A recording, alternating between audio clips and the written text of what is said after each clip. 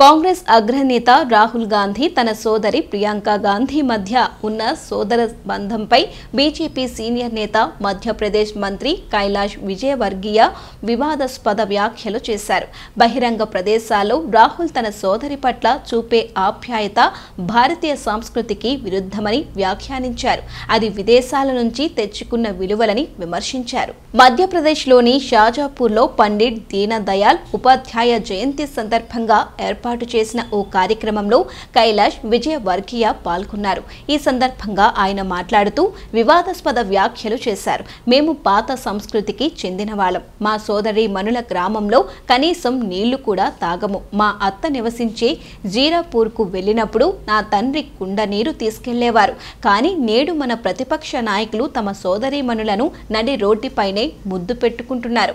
మిమ్మల్ని నేను ఒకటి అడగాలనుకుంటున్నాను. మీలో ఎవరైనా బహిరంగంగా మీ సోదరిని లేదా కూతురిని ముద్దు పెట్టుకుంటారా? ఇది విలువలు లేకపోవడమే. ఇవన్నీ విదేశాల్లో పెరగటం వల్ల వచ్చిన విదేశీ విలువలు. వాళ్ళు మన ప్రధాన మంత్రితో కూడా అమర్యాదగానే మాట్లాడతారు అని అన్నారు. కైలాష్ విజయవర్గీయ వ్యాఖ్యలు రాజకీయ దుమారానికి దారితీశాయి. ఆయన వ్యాఖ్యలపై కాంగ్రెస్ నేతలు తీవ్ర అభ్యంతరం వ్యక్తం చేశారు.